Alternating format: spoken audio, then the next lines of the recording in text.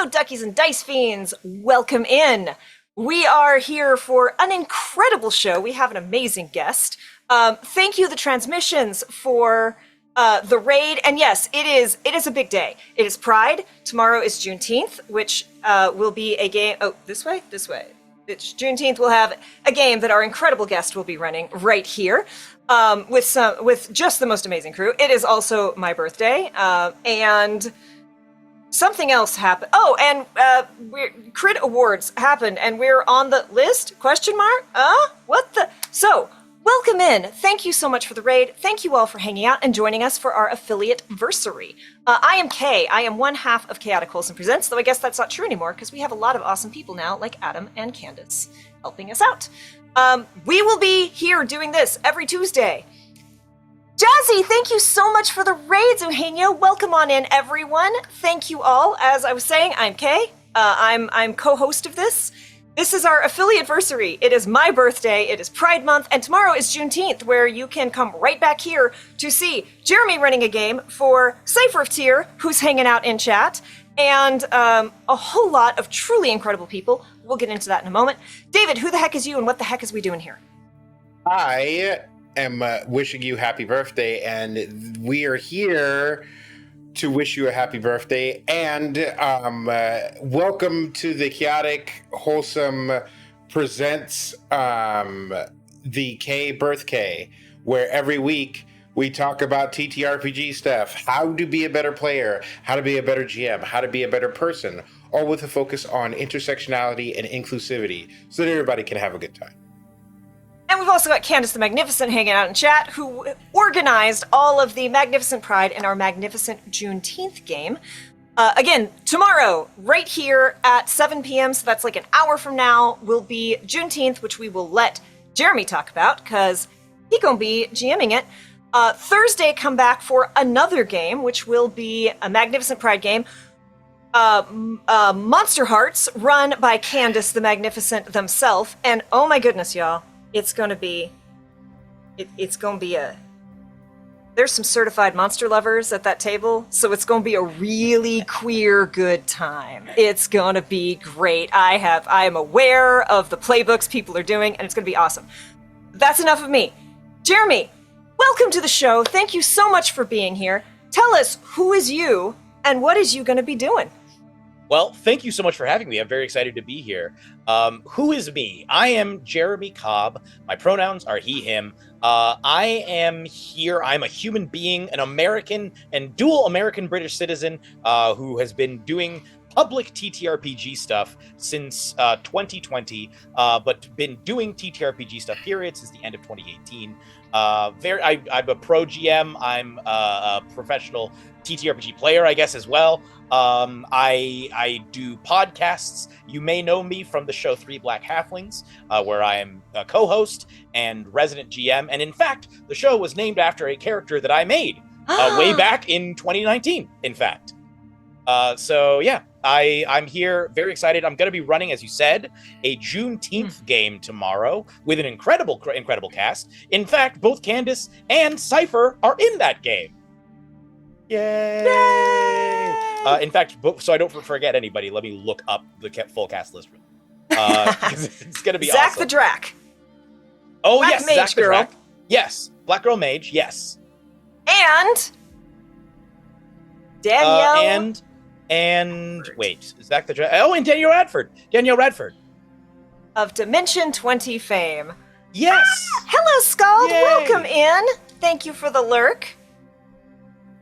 Yeah, so I'm really excited. It's going to be a Juneteenth game. We're going to be playing Paradox Perfect, which is a very, very silly, wild, time travel-based TTRPG that my friend played. It was actually the very first TTRPG that I ever played. In fact, wow. I go so far back that I actually forgot that I played it. When I played it first, I think in 2012. It might have been even 2011. It was either 2011 or 2012. I didn't then play any TTRPGs again until like D&D in I guess I played it a couple of times since then, but it is the TTRPG that I first ever played. It is a really, really, really fun. We've done it on the show a couple of times. It is basically, the premise is that you are a group of time traveling secret agents whose mission is to try and prevent history from being changed, or potentially keep it changed if that's how you like things. Tomorrow we're going to be doing a Juneteenth game with a lot of black joy and just complete silly ridiculousness. I am so excited. One of the things that Candace really focused on when pulling together these games and these tables was like wanted to focus on joy, queer joy, black joy, and this just sounds like the perfect system to do that in. And also, I am delighted that this is like going back to your roots game. Yeah, the game has evolved over the years. It started as a D20 system, at least when I first played it, and now it has completely switched to 2D6 pools, actually. But it's a really, really cool game. It's the only game that I've played where character creation and world building are integrated into the gameplay, so that like you show up not knowing what kind of world you're going to play in or what character you're playing, and we're on stream going to create the characters and the world, and that in and of itself is very entertaining before we even get to the adventure part of it.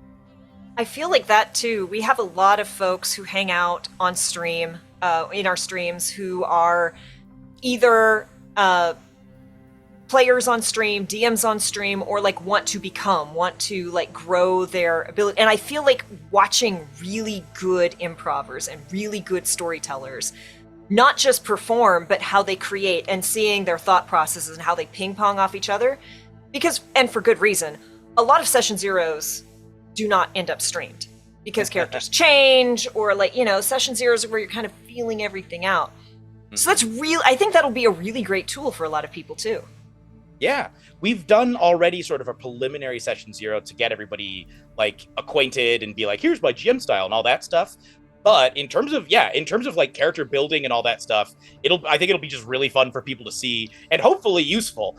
You can potentially, you can buy the game if you want to and steal stuff from it to help you play stuff with your friends as well. Even if you don't want to play just that game, the character building approach in and of itself is very, very fun. It starts actually with world building and then goes to character, and you build your character traits out of the world. So it's very, very cool and That's silly. Really cool. One time we played, we did it on 3 Black Halflings a couple of times. And one of the times, the future world they selected was basically based on Waterworld. And so almost every single one of the characters had some kind of a relationship to Kevin Costner. One of them was his actual child. Another one was his adopted child, whom he preferred over his actual child. And then another one was a gamer bro named StuntBlaze69420, who hated Kevin Costner because in this future, there was going to be a Waterworld video game that was supposed to be the greatest game ever made. And Kevin Costner basically was like, he put the kibosh on it. And so Stunt Blaze has held a grudge against him forevermore. And then another character who was a humanoid elephant, who was basically under Stunt Blaze's thrall and just really looked up to him. And so hated Kevin Costner basically out of obligation. And so we had half the team. And the thing is, the people playing did not realize that each other had this relationship to Kevin Costner originally. So we had half the team that was secretly like loved Kevin Costner and the other half that hated him. And it was Kevin Costner barely factored into most of the adventure, although he did show up towards the end. But it was That's amazing. All I'm saying is if that some major celebrity sabotaged a Zelda game, then it would be on site for life. Who was the guy that shot Paul McCartney? Who's the guy that shot Ronald Reagan? I'd be all of those guys wrapped up together. I would be on an isolated hill somewhere, and I'd make sure he got the business. You can't take that from me. There are many things you can take from me. Dignity, sanity. 50 cents. You could take. You want to tell the story of that 50 cents? So, in the green room, we were discussing things as it's time for David Deep Lore, y'all. We get a lot of K Deep Lore. It's time for some David Deep Lore.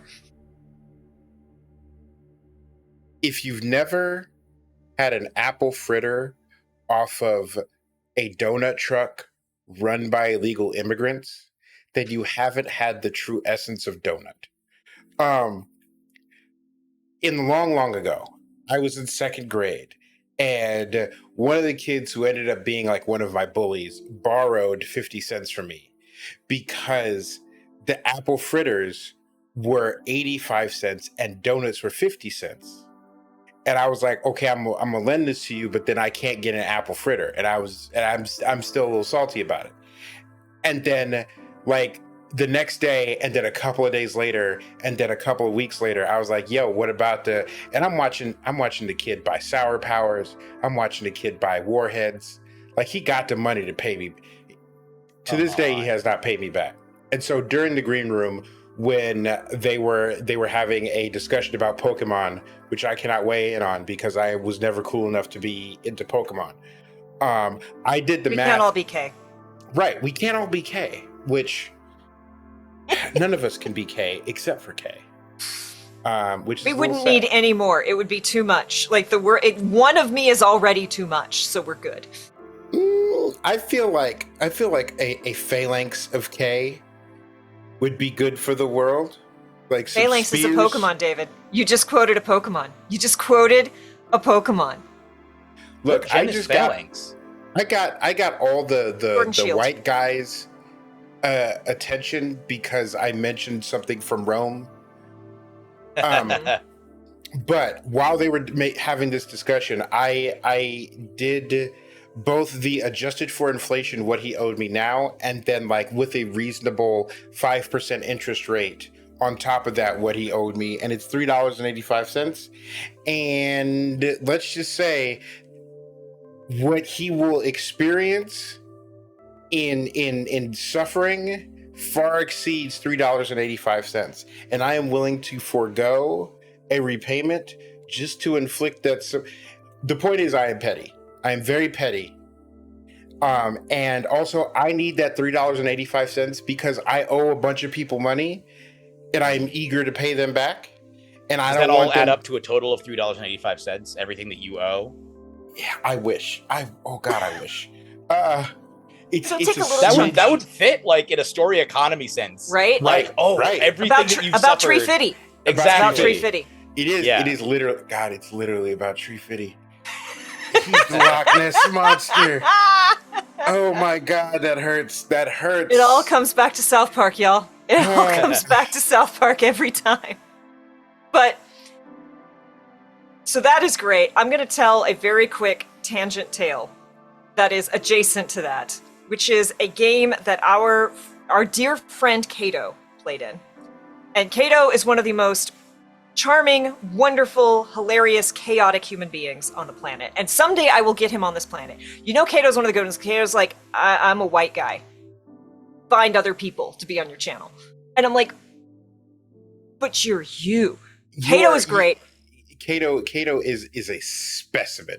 One of Kato the finest specimens of people on Earth. And if chaos was a positive force on this in this world, instead of just like random, but if chaos was positive, then that is Kato. Kato is positive chaos. I have never GM'd for Kato, but I am a better GM because of Kato, because I have seen the chaos that Kato does, and I now Kato-proof my games as much as I can. As much as anyone can. As much as anyone can. People say the same thing about me. We won't talk about Brandon, or we'll watch David break again. So, Kato played in a game that started at a funeral. And all the party members are at, like, the bar after the funeral, having drinks, and they're all sitting around, and they're like, hey, who was the deceased to you? He was my dad. No, he was my dad. Huh? They were all the deceased was a horny bard, and all of the campaign characters were half siblings. That's fun. They were all the children of the infamous horny bard. Wow. That is okay. So is the adventure them reconnecting now? Or I guess connecting for the first time? Yeah, they didn't know about each other, right? A band of bastards. They are now an adventuring party. Was Kato in this game? Yeah. Yep. What? Okay. Fascinating. Now, here's a question. Did romance at any point begin to blossom between the characters before they realized that they were half siblings? Was it like? I hope so. Was it like we're at this funeral and you're catching my eye, and then partway through it's like, oh that no. I do not know. Like I'm not gonna. Okay, I think most of chat knows this at this point. I almost said this in the green room, but I didn't. In my previous life, before I worked in video games, when I talked about how I started shiny hunting because I was doing a really mundane job that I needed to, I was the lead moderator for DeviantArt. Oh wow. So like today on the stuff. Yeah, I have. I was the lead moderator for DeviantArt for 17 years. Whoa. Okay. Whoa. You've seen all the stuff. I have. So on today's Nintendo Direct, when they were like, we're remaking all of these great Mario RPGs, this one is Mario and Luigi Brothership. And I'm like, please don't name it Brothership. That is such a choice. Do you know how many people ship them? You just gave them... I didn't realize there were that many Mario Luigi. Mario plus Luigi plus the number that falls between 68 and 70 Hey, Ribonanza. equals just pens hitting paper, markers, charcoal, whatever those fancy drawing pads, all around the world. The scribbling started immediately. To be fair, the actual bigger ship that I know of is actually Luigi and Bowser. Okay. Excuse me? I have a Zine of that. Look, Bowser An artist? may be evil. Bowser may be evil, but he is not stepping out on the princess like that. He will burn the world down for her. Do we think that the princess and Bowser are in a relationship? That Okay, they're buckle using up, the David. kidnappings to cover Hold for? on. Yep. David, take the floor. I'm going to step away. It is all you. Look, the premise of the games is Italian plumber shows up as a mercenary, as an American mercenary, to colonize a new place. But at no point is Princess Peach kidnapped. She's slipping and sliding because Dad doesn't approve of the relationship with the monarch of another country. Let's be clear. Daddy is not okay with her being a furry. Right. We're scaly. Do we ever see her father? No, No. but that's not the point. But Mario is hired to go and rescue a woman who's not kidnapped. Because think about it. Super Mario 1. He goes and Princess is in another castle, just giving him bad intel constantly. Because all of the little toadstools are covered for Princess Peach because they believe in true love. Okay. And so nah, you definitely didn't go this direction, went this direction. How do we then factor in when she leaves Mario a note promising him cake if he comes? Like, she seems to want him to come visit with her and seems to call out for his help at various points in some of the 3D games. That is part of the deep cover because she knows that Mario and Luigi Mario both report back to Dad. And so you gotta make sure to cover the tracks. But think about it. They go off in Super Mario 1. And we all know that Super Mario 2 isn't Super Mario 2 because Super Mario Lost Levels is Super Mario 2. And then Super Mario 3 shows up and there are Koopa kids everywhere. Who's the only woman that you've seen playing Koopa with? Yep. You do see baby Bowser, was it Bowser Jr. in Mario Sunshine, and he calls Peach his mother. So that would lend credence to that theory. I feel like the part where it gets shakier for me is the inclusion of King Toadstool, because do the games ever even reference a King Toadstool?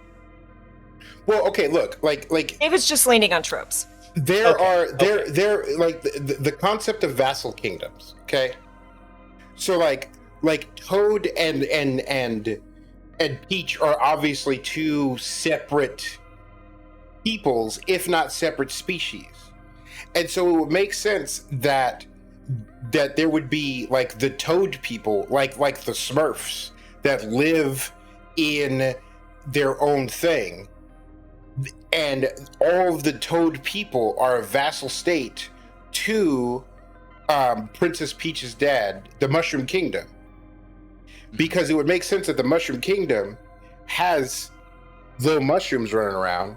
And in fact, I'd argue that not only is Princess Peach running around trying to fool her dad, but they are colonizers, and they have come and taken over and have conscripted the Toadstool people to serve them. And really, her act of rebellion also serves the Toad people. But what I personally need, Princess Peach, I support your relationship. I support true love, and we don't kink shame here. But I need you to come clean. I need you to stop running this man ragged through every sewer in the entire Mushroom Kingdom and in the Koopa Kingdom, looking for you when you don't want to be found.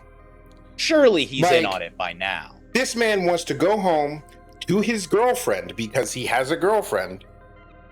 He wants to go home to his girlfriend and eat spaghetti and meatballs in New York and get back to work.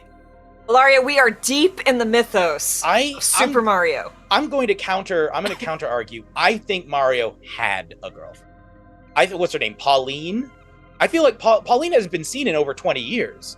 I think Mario is fully in this thing now. We never see Mario in New York, and in between each game, he takes his ass home. That's the thing, but in a lot of the games, I don't think he leaves. Gold coins somewhere, and I think he just here. I think he just lives in the Mushroom Kingdom now. Nah. I don't think he leaves most of the time. I think he just lives there. No, Luigi Mario hangs out because he got a whole mansion. Right.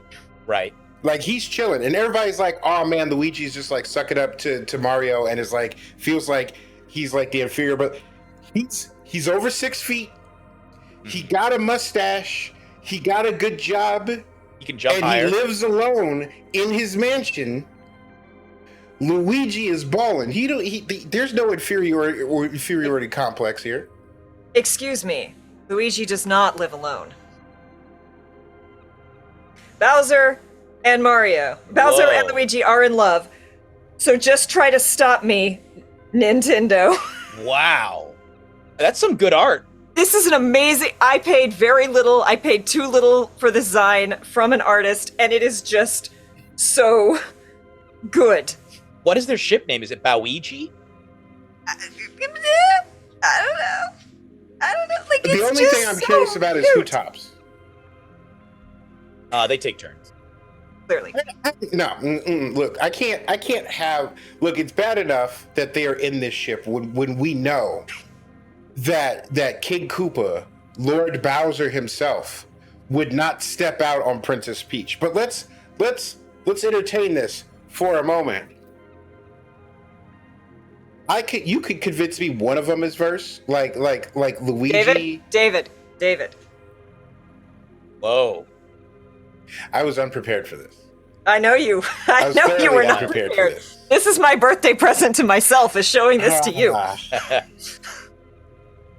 I can't what's happening with the face? Is that person wearing something on their head?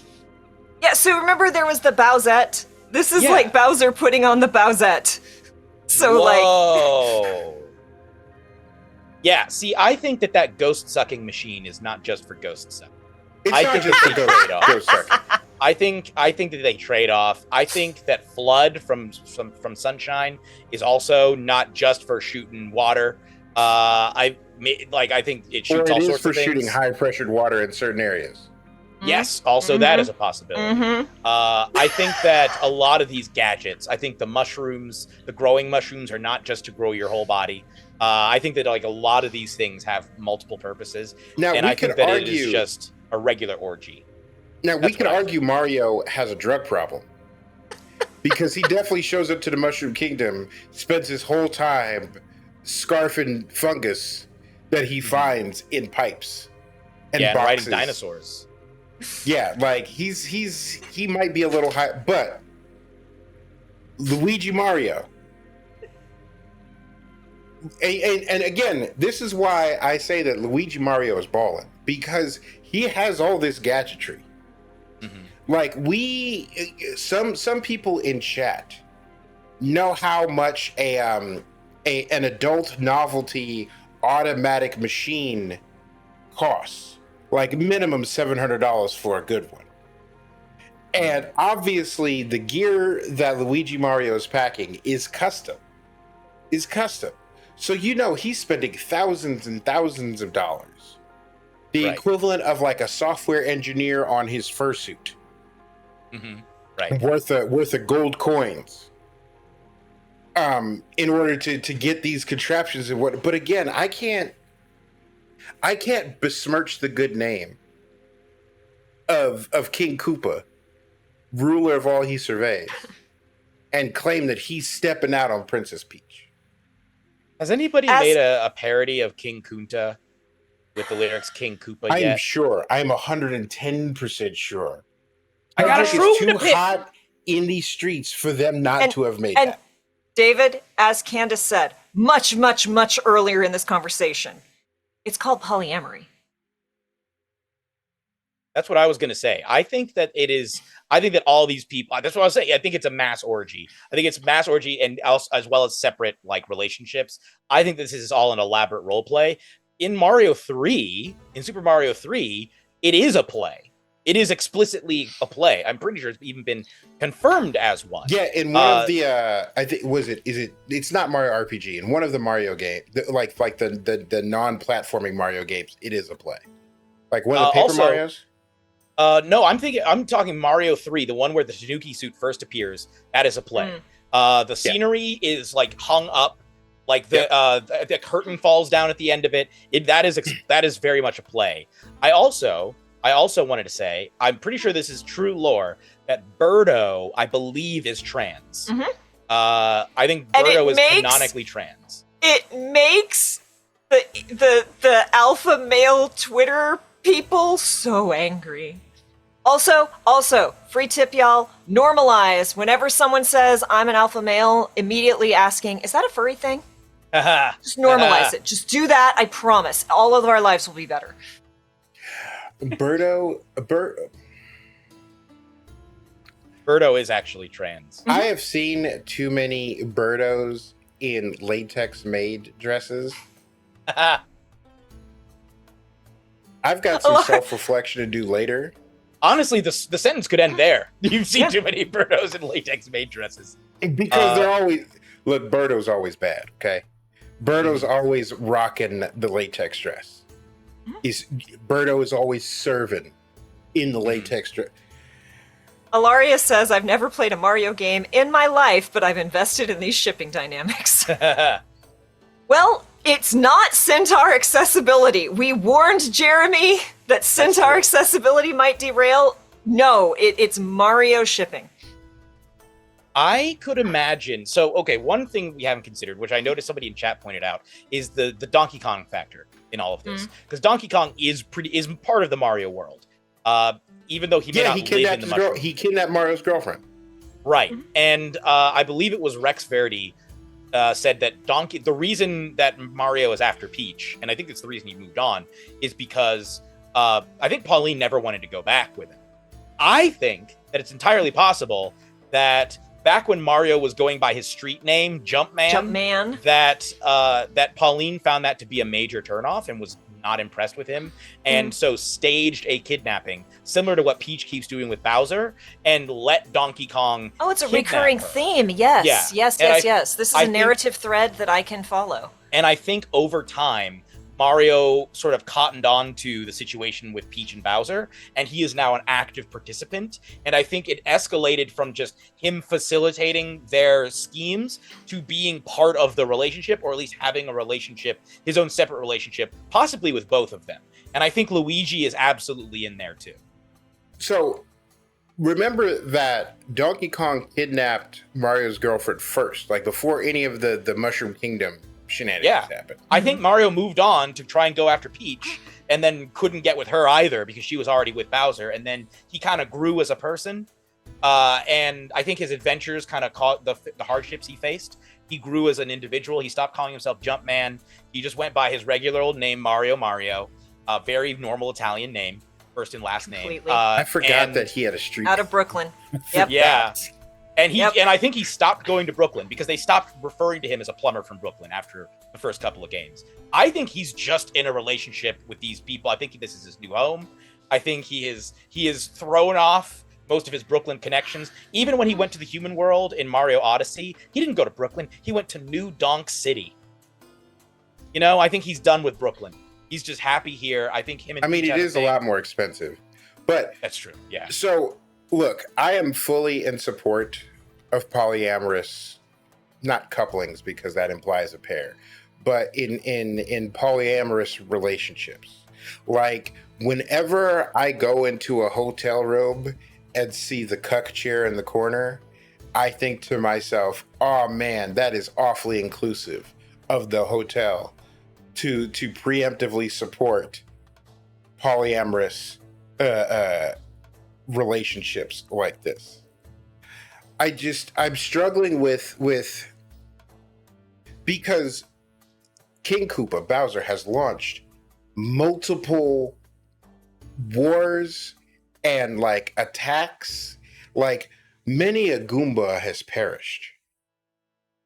That's all part of it though. They're into it.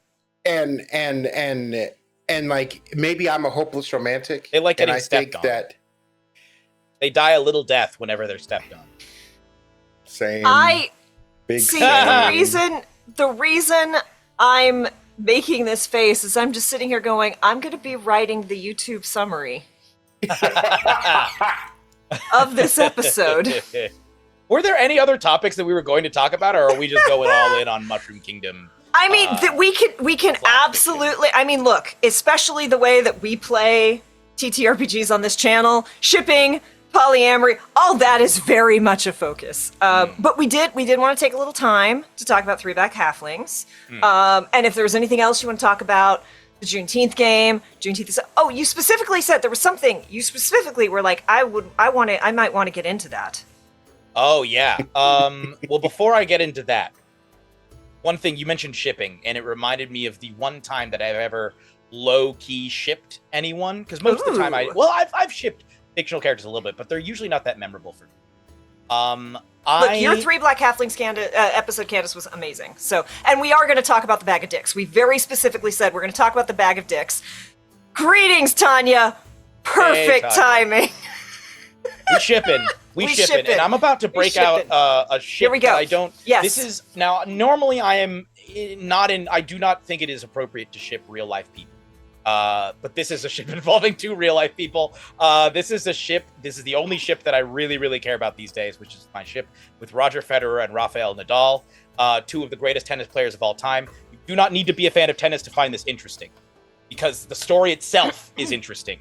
So, at the end of the 2000s, or sorry, at the end of the 90s, tennis was being dominated primarily by Pete Sampras. It had been dominated throughout the 90s by Pete Sampras. He's an American tennis player. He's known for having one of the greatest serves in the history of the sport. At the end of his reign, pretty much as he was on his physical decline, because tennis, you kind of start to hit a wall once you hit around 30, 31, 32. There's usually, or at least historically, for the men's tennis at least, has been a precipitous decline post like 29 years old. And Pete Sampras was experiencing that. And there was a question of who was going to dominate tennis going forward. Men's tennis, specifically. Women's tennis was a murderer's row in the early 2000s. Like the early to mid 2000s, when Serena was first showing up, she had the staunchest competition of her entire career. There were some monsters on the women's side at that point. Men's including side, Venus. Yeah, Venus was, and it's questionable whether Venus was even the second best one through most of that run. Right. Like Justine Arden, Amelie Mauresmo, I think only won one slam, but Kim Clijsters was an absolute beast. Martina Hingis, like there were Jennifer Capriati, ridiculous women's tennis, especially in that era. But for men's tennis, there was a big question of who's going to step up. And we all received that answer in the years 2003 and 2004 when this Swiss guy named Roger Federer basically pranced across the tennis court, used his racket as some sort of magician's wand, and basically crushed everyone to a degree arguably never before seen in men's tennis. It was insane, the level of dominance that he displayed, especially in 2004. Even if you don't care about tennis, I do recommend watching clips of Roger Federer in the 2000s because it's kind of ridiculous. Like, he doesn't appear to run. He just sort of walks, he strides purposefully and gracefully across the court. He doesn't sweat. He just sort of puts his racket where the ball is going to be and then puts the ball wherever he wants it to go. He makes guys look like fools. And these are some of the... Yeah, go ahead. Wasn't there a Wimbledon where, like, most of the matches were straight sets, and he made it look like he was playing against children? Like, I don't remember what year, but there was one year where, like, the final match in Wimbledon, he won in straight sets, and like the man looked like his shirt just came out the dryer. Like, yeah. He has, I think he won the entire Australian Open in 2007 in straight set. I don't think he dropped a single set, and he's made the Wimbledon final multiple times in straight sets. I don't know if he's ever won it fully in straight sets, but I think he's made it all the way to the final without dropping a single set in tennis. And yes, he's like the Henry Cavill of tennis. Like, all hair always perfect. Even when he had like the ponytail, he seems just absurd. He seems like an elf, like a Tolkien elf that strode onto the tennis court. So it looked like he was about to just swallow the men's game because there was nobody who could stand against him until this board short wearing, sleeveless, unusually jacked man. Because tennis players are not usually muscular. Like, even Serena Williams is more muscular than most men who play tennis. She's jacked. Most tennis players are not jacked. This is the only guy who's like more muscular than Serena Williams, which is Rafael Nadal. He wears a headband. He looks like some kind of pirate. He especially in his younger days, basically what he would do is just chase down every single shot that he would hit and then hit it with the most topspin ever seen before on a tennis court. That is not an exaggeration. They measured it. He's able to hit the ball with more topspin than anyone else in tennis history. And like every time. Yeah, every single time. Like he plays pickup soccer. Y'all, I don't know much about tennis, but my grandmother loved tennis, and this is the era when my grandmother was super into tennis. So I'm distantly aware. Like, I know just enough. Continue. Yes. And Nadal showed up, and the one surface that Federer was not always crushing everybody on was clay courts. There's several different surfaces in tennis. Grass, hard, and clay are the main three these days. There used to be like carpet and stuff, but nobody plays on carpet anymore. But grass, hard, and clay. And there's like a specific part of the season where almost all the clay court tournaments are. And Federer had less success during that period, and he would come up against Nadal. He came up against Nadal in the semifinals of the French Open in 2005, and Nadal beat him, I think, in straight sets. Like, Nadal like ran through him. And for the next couple of years, 2005, 2006, 2007, it was basically Roger Federer was the king and Rafael Nadal was the prince. And they were like yin and yang on the tennis court. Federer looked like he put no effort into playing. Rafael Nadal looked like he put all the effort into playing. He was like, like every shot sprinting. He would run so hard. Like, he ran hard. Like, even sprinters don't run. Like, their legs don't look like they're pounding the ground the ways they do. It was incredible. It was like, I think people used to compare him to a bull all the time. They would describe him like a bull. Because it looks like he's just tearing up the court.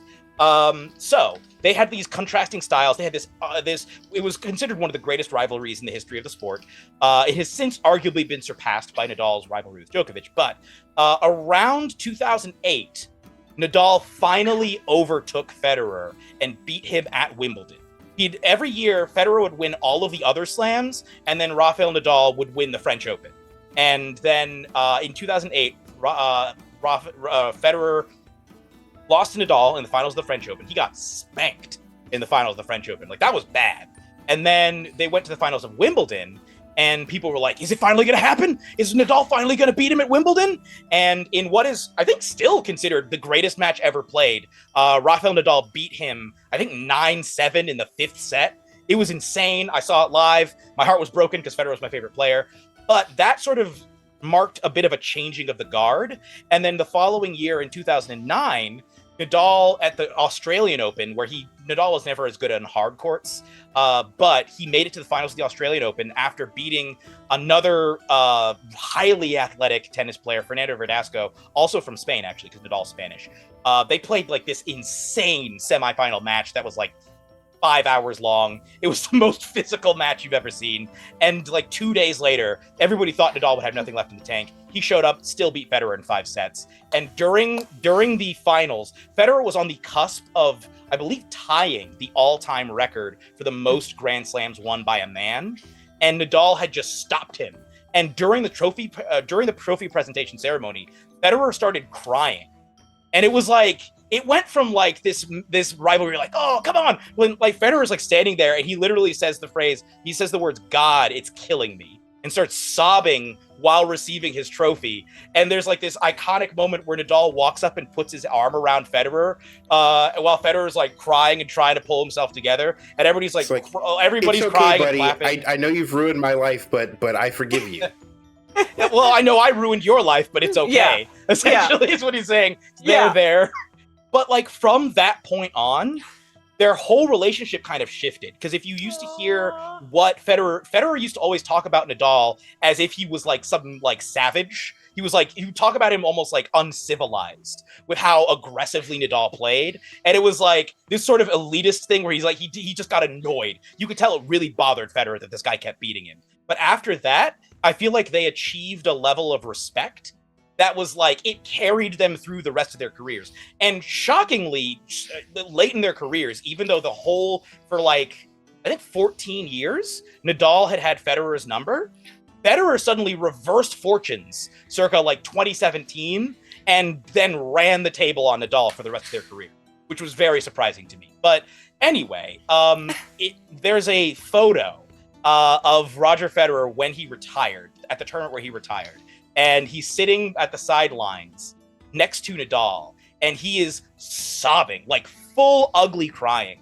And he has his hand on top of Nadal's hand, and Nadal is also fully sobbing. It looks genuinely like it's got like it's got like a Sam and Frodo vibe, where they're here at the end of all things. Patrick Stewart and Ian McKellen. Yeah, where it's like, I just kiss. I'm just like, kiss. It's time. Kiss. It's time. Let's go. It is the sweetest, like they developed genuinely the sweetest friendship. It is all based on like huge amounts of mutual respect. There's like, whenever you see them play together after that, or see them in the same place, there's an adorable commercial that they tried to film together where they couldn't stop giggling the whole time. Like, it's genuinely really cute, like their relationship that they ended up forming. And I low-key ship them. I recognize both of them, I think, are married at this point. Federer's got like 4 kids. He has like 2 sets of twins. But doesn't mean it. I've known lots of people who were married, had kids, and then are like, so actually, had I been in my 20s now, wouldn't have been married, wouldn't have had kids. I really like that guy over there. Yeah, I mean, honestly, who knows? In a different timeline, in an alternate universe, there may be a universe out there where Federer and Nadal genuinely found love on the tennis court and are living together happily. But it's Yuri on Ice on the tennis court. We need a Yuri on Ice version of this, only where they actually end up together. Yes. Somebody write a fan fiction, please. I'm begging you, where Nadal, and do research, like actually highlight some of the biggest matches in their career and talk about like how they both emotionally were engaging with it. And literally the new movie Challengers, but no Zendaya. Exactly. In this version, Djokovic is Zendaya, and they don't let him into the group.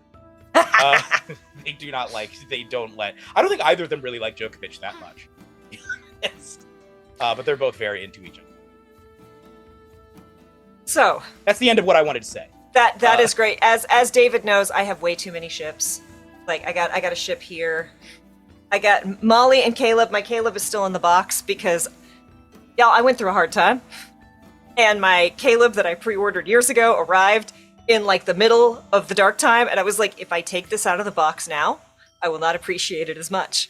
And now I'm like, well, I have to move sooner or later, so if I take it out of the box now, I'm just going to have to put it back in the box. So I'm going to wait till I'm in my new place to open it, which is not,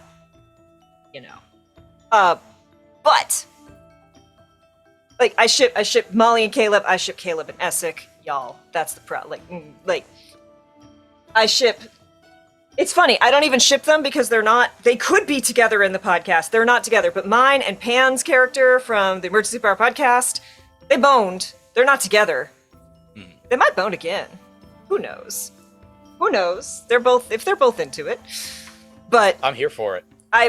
We are all about Soul and one of Candace's characters in the one shot with Connie Chang. It was like, mwah.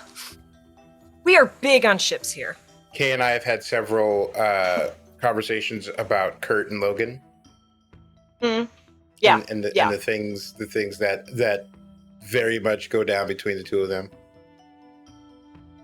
Yes, everyone went hunting for the photos. It's so the hand-on-hand picture. Can you describe one of the things that went down so I have a little bit of context? I'm curious. What are some things that went down?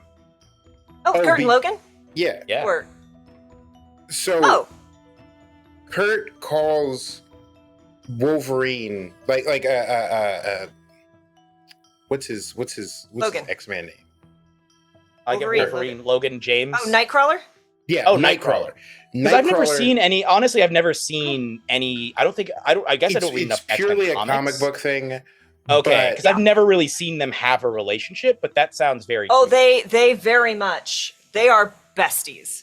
They're besties, and often, Nightcrawler will call Wolverine sweetheart in German. Calls him Liebchen. Oh. He calls him Liebchen, and Wolverine calls him not just elf when he's feeling particularly cheeky. Wolverine calls him fuzzy elf. That sounds okay. I gotta read this. This sounds great. I've never seen this. And it's like Kurt sort of gives him a hard time and calls him sweetheart, but it's not 100% ironic. Calls him darling. And then other people see it and they're like, "Hey Wolverine, this blue fuzzy twink is calling you sweetheart." And Logan's why are they doing that? Logan's like, look me in the eye. Now think about whether you want to ask me about that again. Think about it. And so Kay and I have had many conversations where it's like, look, Logan has had many, many, many bad days. And sometimes he needs the embrace of strong arms, strong fuzzy arms. Mm-hmm. Sometimes he needs someone to take him away from all of this. Yeah, he needs a tender touch. He needs somebody who can help him disappear. Right. I am going to drop this in our Discord here. Not on the thigh, my guy. Right? Not on the bare thigh. It's adorable. Right? It's so sweet. I'll send the one of Federer crying with Nadal with his arm around him as well. Look, so, someone touched me on the thigh like that. You got to buy me dinner, okay? You got to take me to Applebee's immediately. For chat, just so you know, and if you know, you know, I'm about to drop the cover of Wolverine #6 for Jeremy here. Oh. Ooh, yep. Okay. Yep. Stuff's about to go down. Y'all, so What here's that tail the thing. do? Here's the thing. Candace is also in that chat. It's like, what that tail do? So here's the thing, y'all. The first time I ever played a TTRPG, technically not the first time ever, because I had a horrible one-on-one experience when I was in 6th grade, and there was a boy I liked, and it was just me and him, and he was very bad. It was not good. First time I actually played, it was Pathfinder. It was Pathfinder 1E, first edition. We were doing it old school. We were only books. I didn't know what a cantrip was. We were 2 hours into the session, and I was too afraid to ask. But I kind of knew what I was going to play, and I'm just, as other people are asking their questions, we're trying to build these characters. Because y'all, friends don't let friends build characters in Pathfinder 1E. It's rough. Pathfinder 2E is better, especially with Path Builder. Path Builder is great. But I was flipping through the books of the different species you could play, and I came upon the Tiefling. And I had already committed to this character. And again, I was 2 hours into character creation, which meant nothing, but I was sunk cost, right?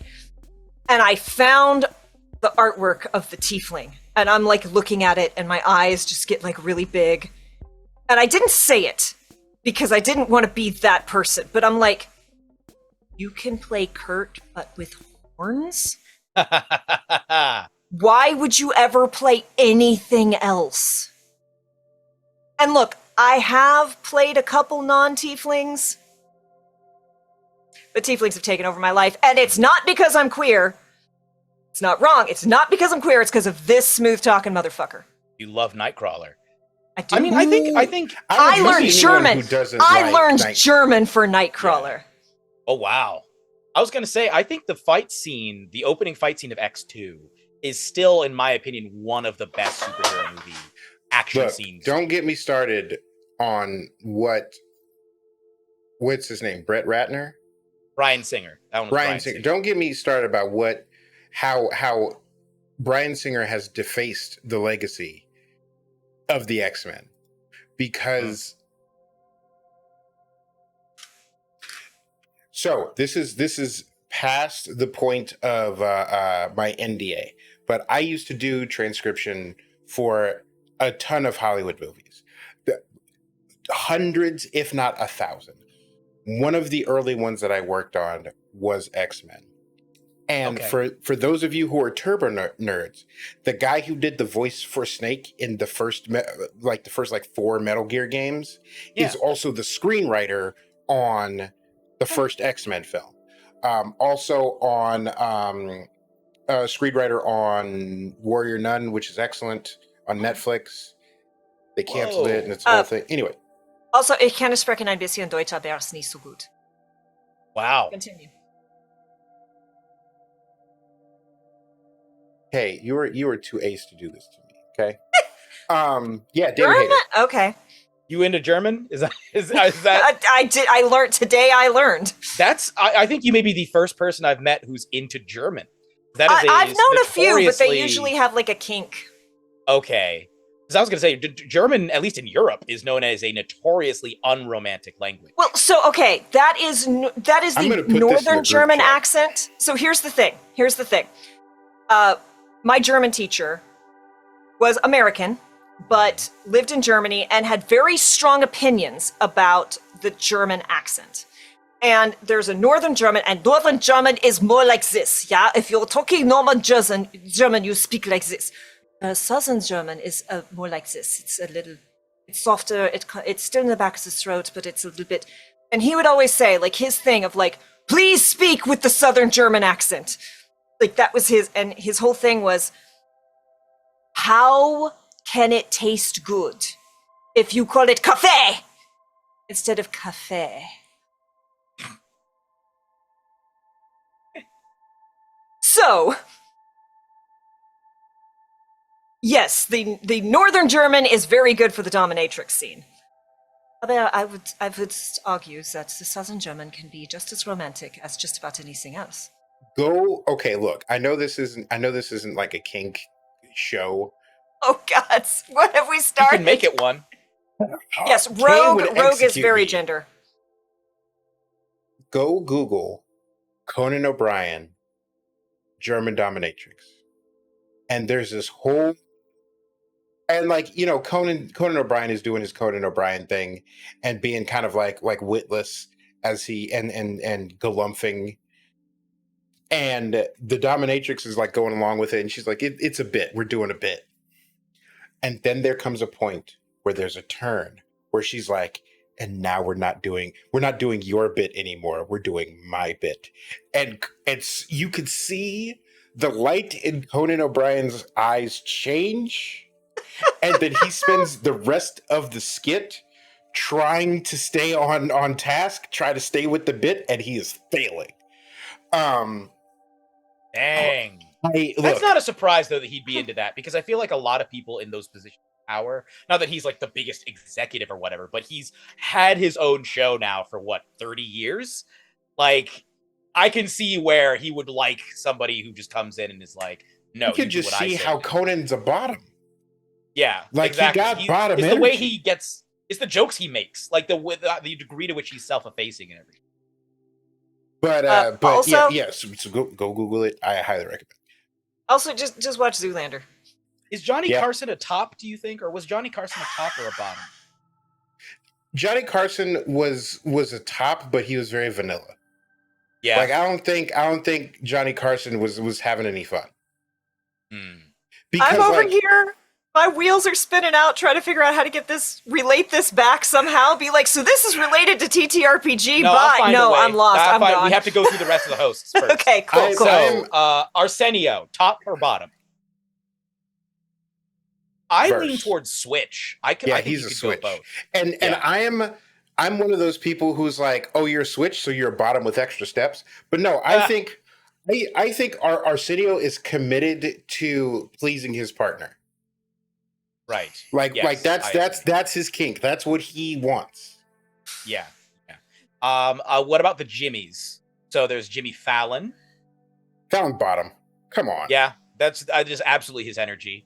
What about a bowl of Jello could bully that man?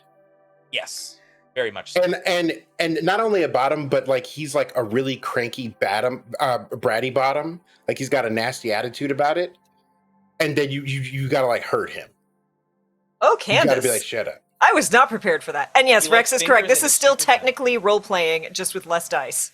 Yeah, and a much smaller audience. What about Jimmy Kimmel? Kimmel gives you a frat boy fuck. He gives you like 3 solid minutes, and then you're pregnant.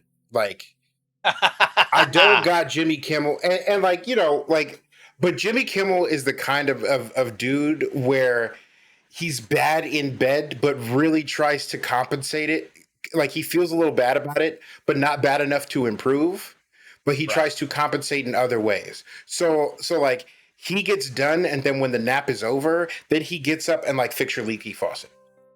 I think he maybe has come around over the years. I think maybe with age he's mellowed out, and perhaps he's grown. Yeah, he's grown far more wiser over the course of his career.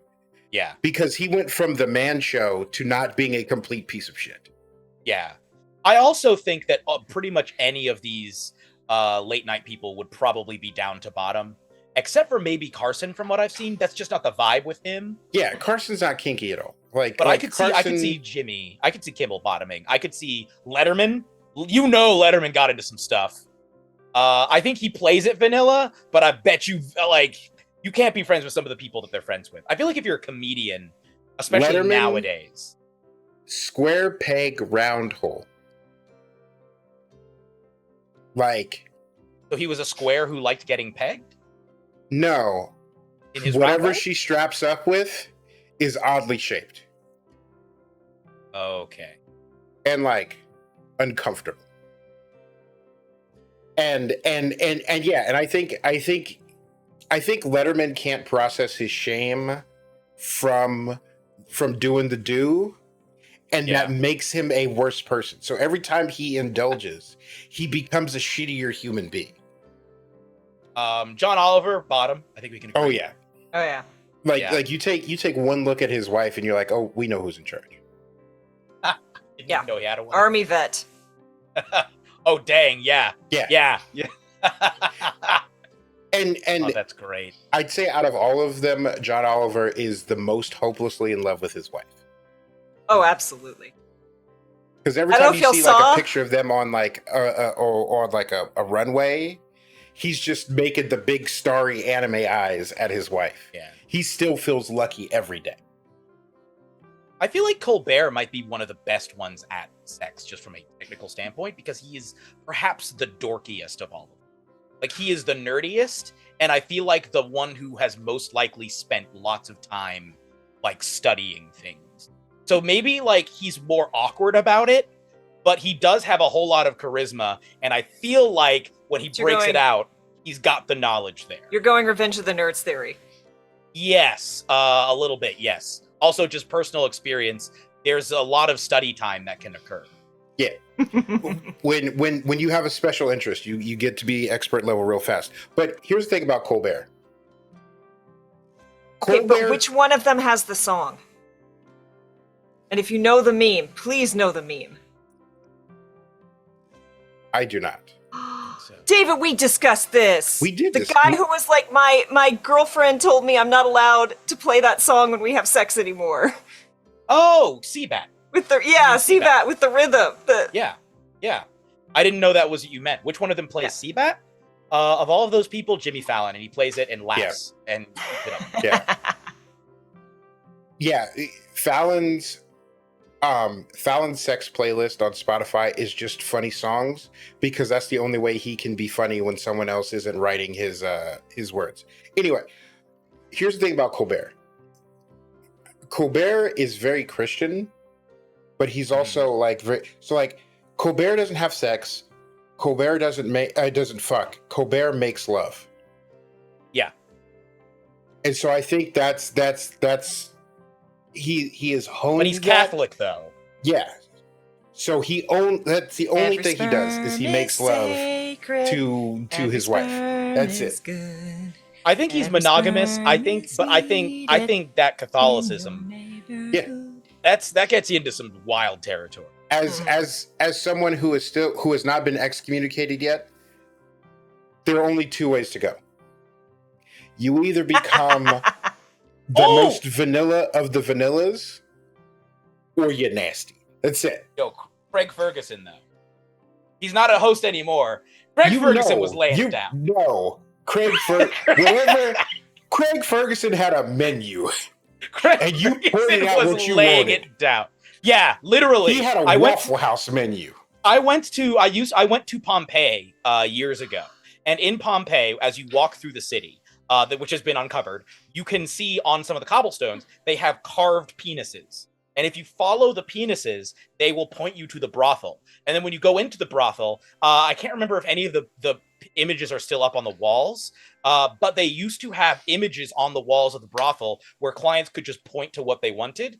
That is absolutely what Craig Ferguson has. Craig Ferguson has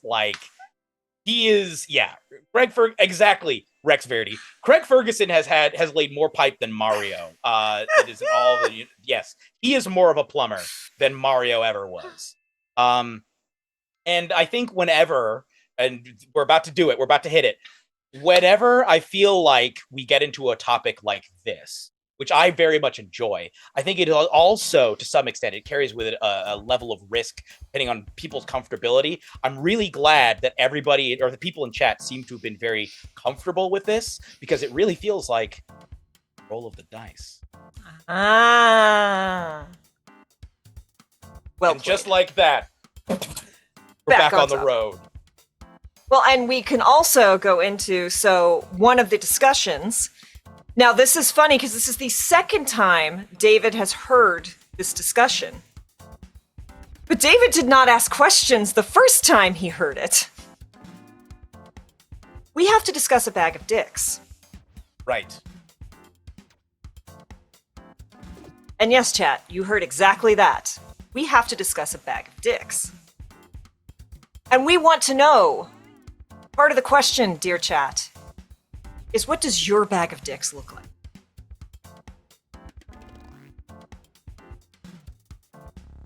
Okay, do you want to describe yours? Because I already described mine. Before we go, I need someone to find me. So, like, you know the Crown Royal bags, and I know Piper's Canadian. The velvet purple Crown Royal bag. They make excellent dice bags. Right? So okay. I need one of those in ace flag color, like ace flag stripes, to put my dice in. That someone, I'm not saying buy it, but someone find it so that I can buy it. Well, David, I have to ask you, is that what your bag of dicks looks like? When you picture a bag of dicks, is that what it looks like? Yeah, close your eyes. This is for all of you too, chat. Close your eyes. A bag of dicks or my bag of dicks? A bag of dicks. It's the bag of dicks that you imagine. Yeah. So when you close your eyes and picture a bag of dicks. You know hemp bag of barley? It's a hemp bag, but with dismembered wangs in it. It's like there's blood coming out the bottom. Oh, so they've been chopped off. Oh yeah, been chopped off. Okay. Testicles? Yeah, the whole beans and frank. Okay. The whole Are they whole circumcised section. or not? They're cut, but that's just because I'm Catholic. And Okay. or American, also Catholic. Yeah. Hello, mental. Yeah.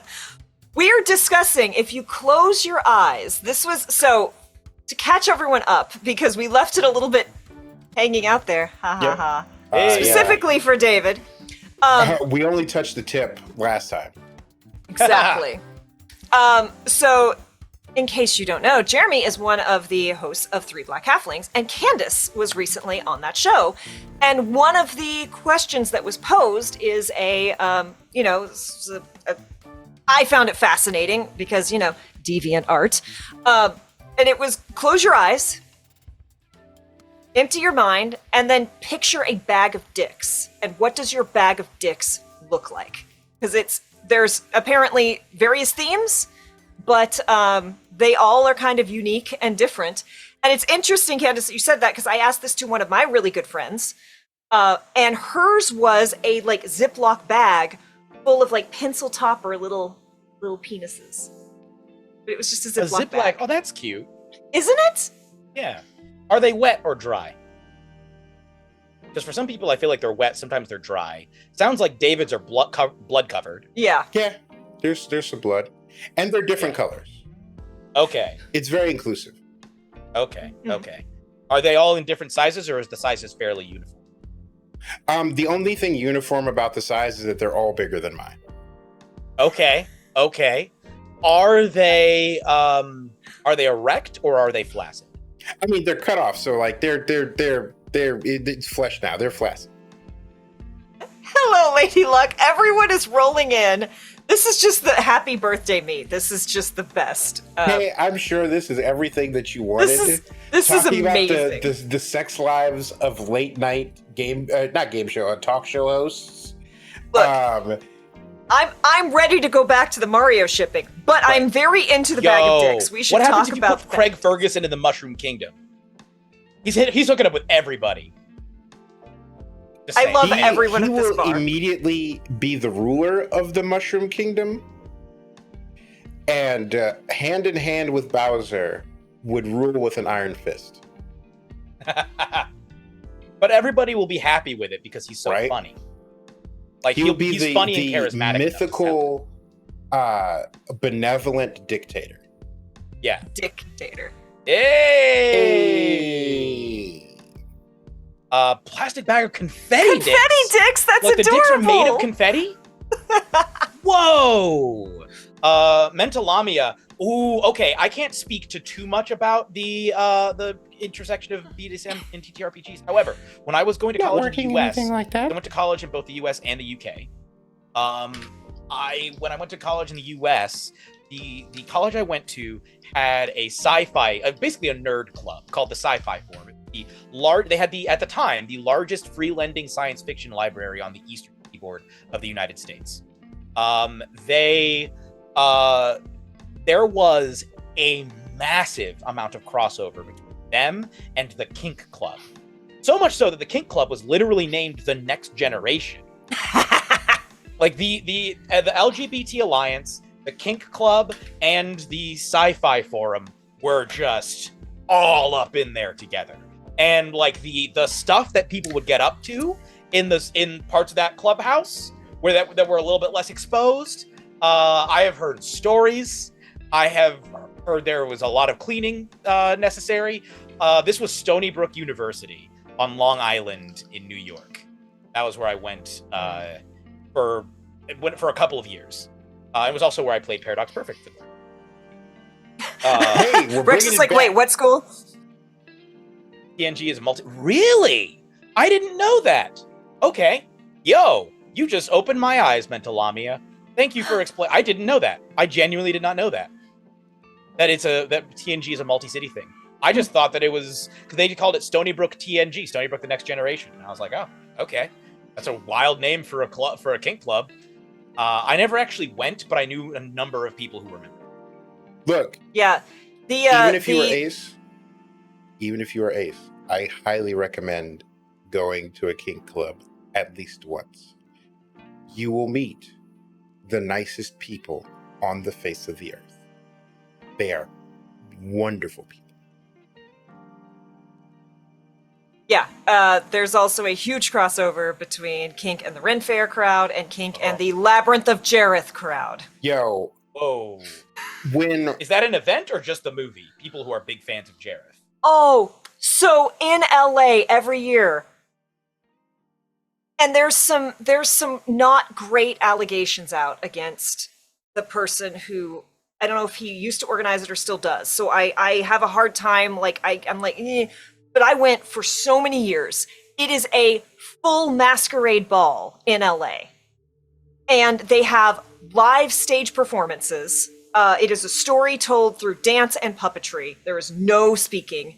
There are multiple ballrooms with all sorts of different stuff to do. There is a full tea service if you want to go do that. You buy tickets, but you are not allowed in unless you are in a formal wear with a mask or a full costume. Okay. It is based off of the Labyrinth.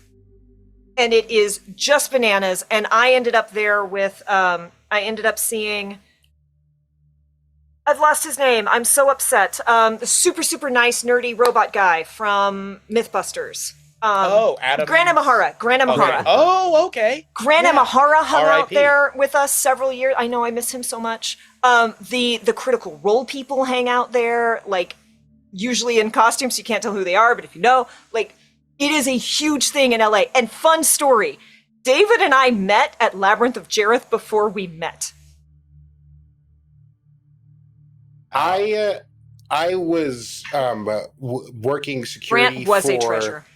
A booth, and it was near where like it was near where some of the food places were. And so I get up to walk away, and I think I'm headed to the bathroom or something like that. And I'm wading through this crowd of people, and there is someone there in this beautiful white feathered dress with like the white mask. And I bump Owl into mask. them, and I step on, and I feel the feather pull out from the bottom of the dress. And I'm like, at the time I knew cosplay. I knew like how like energy and time and money intensive, and I was just like, oh no, I have ruined this woman's dress. I am a rat bastard. And I turn and I'm like, oh my God, excuse me. And they like just brush me off and like keep on stepping. And I'm like, and I bore regret. So fast forward a number of years, and we meet through a mutual friend, and then I'm over at Kay's house drinking up Kay's liquor. No, we hadn't even met yet. We hadn't met in person yet. We were still talking online. Oh yeah, and then then like we were discovering our mutual interests, and then I was like, or one of us was like Labyrinth, and the other one was like Labyrinth. And then Kay's like, flip, sends me the Instagram picture of, and I'm like, yo, I stepped on your dress. That's wild. I have a story about that with my parents.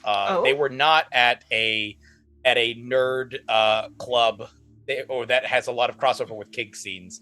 They were at a Bible quizzing event, and this was years before they met. My mom is from the UK. My dad is from the US. My mom, I think, had brought a team from Canada. This was the national finals tournament in Bible quizzing in the specific organization that I grew up, church organization. It was Pentecostal, but a specific organization within Pentecostalism. And this was the 80s. My dad was there, I think, as a scorekeeper. And he had previously been a champion Bible quizzer, but he had kind of aged out of it. So he was there as a scorekeeper, and my mom was there as a coach. And there is a photograph of one of the Bible quizzers from my dad's church. Somebody snapped a photo of them, and in the background is my mom. And nobody knew her at that point. But it is very likely that my dad even was there as the scorekeeper and foul judge for one or more of her games, and didn't even they never met. They ended up not even meeting in person until after they'd been writing to each other, similar to you guys. For years, they'd been writing to each other for some time, but then they finally met in person. And yeah, anyway, it's not exactly the same, but it is the No, closest I that's got. great. Yeah, And for anyone who is wondering, Yep. the feather that is a dress. very, very cool dress. I stepped on that motherfucker. It was okay? wild. It was wild. It is a ridiculous. That's awesome. We were going to talk about Three Black Halflings. Oh, we did. We were. Bag of Dicks. Yeah, Was there Bag anything of else you wanted Dicks. to talk about with Three Black Halflings other than that? I do love talking about dicks, like how do. tasty You do. they are. I'm curious as to How why all of the scrumptious. ones in your bag are bigger than yours, specifically. Is that something you feel good about or bad about? Despite the value that I place on mine, I feel surprisingly neutral about someone else's getting cut off, with someone else getting Theon Greyjoyed, because I feel like if you're up on the platform with the guillotine with your legs spread, you probably did something, and you probably deserve it. Because here's the other thing: I don't. In my head, they don't come from commoners. They come from like nobility. These are bourgeoisie dicks. Yeah, like nobility, the rich, Capitalist cock. like Bezos, Musk, like the other billionaires that. And I hate to say it, my buddy Bill Gates, he's in there too. It's just there's a whole lot of dudes splaying. Yeah, Good yeah. one, There's some blue Very good, blood Candace. on these bloody and Dicks born there's- with silver spoons in their urethras. yes,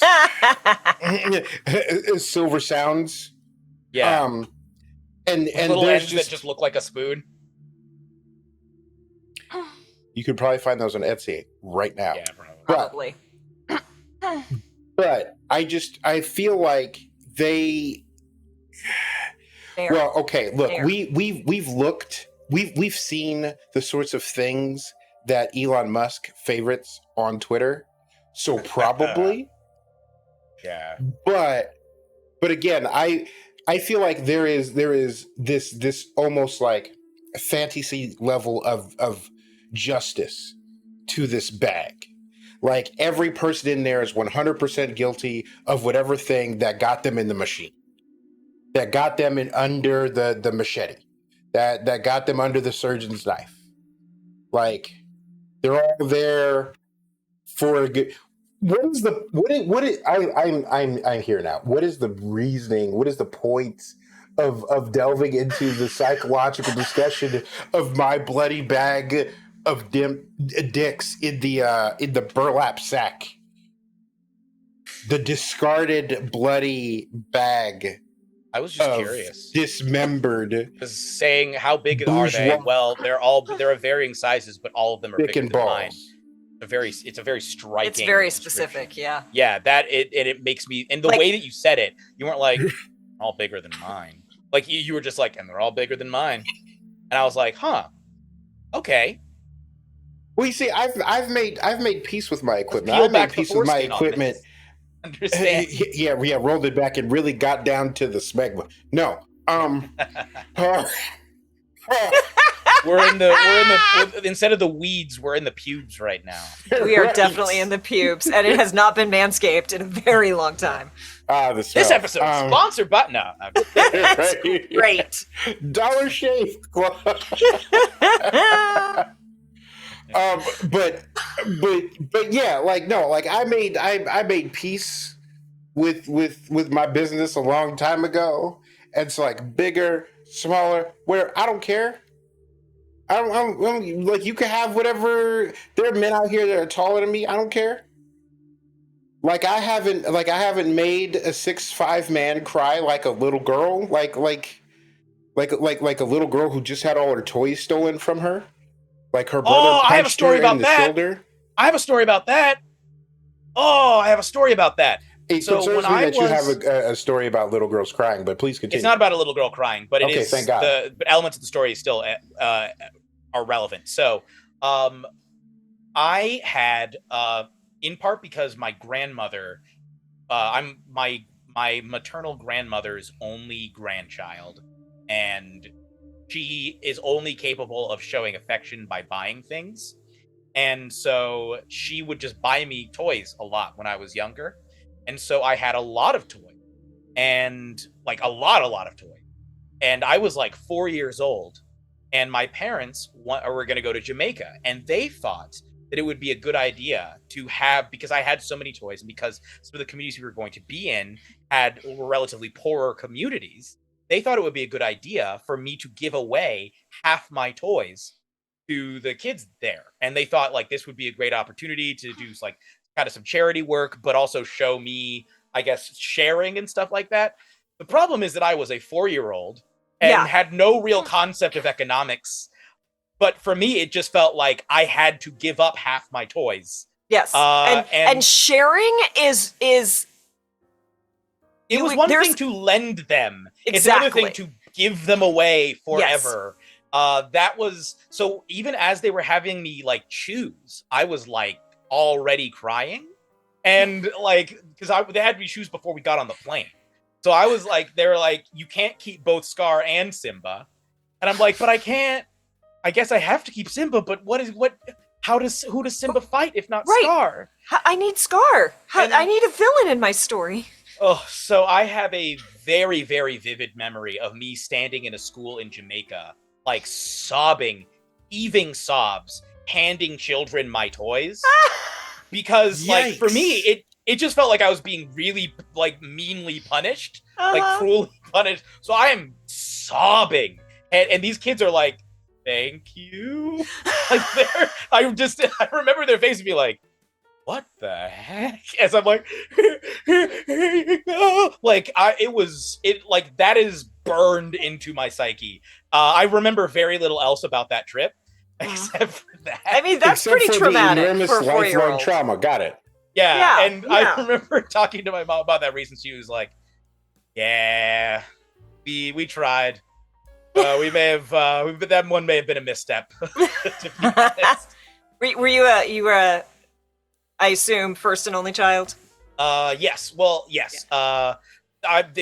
Not for lack of trying, but yes, I'm the only child. I was the first child, and I just, it was just my birthday, so we were just talking on the phone with my mom, and she was like, "Yeah, poor you. Like, we were first-time parents. We didn't know shit. We tried, but we did better on the next one." I'm like, "Thanks, Mom." Oh, that's brutal. We did better on the. Did they? I feel like they would have. I mean, you would hope. Did they send you poison cakes in the mail? It is interesting to see how parents relax with the later kids. Or rather, did they send you Because your everything sibling? is like the end of the world with the first kid. By the time you get to the third kid, it's like, yeah, it'll be fine. Yeah, I'm not taking us to a dark place. Things got interesting in my family. So it also, like, both my parents were constantly traveling for work. And I lived, some more K-Deep lore. I grew up in small town Texas in the middle of nowhere. My neighbor was 2 miles away. It was the same small town where Joe Exotic was a cop.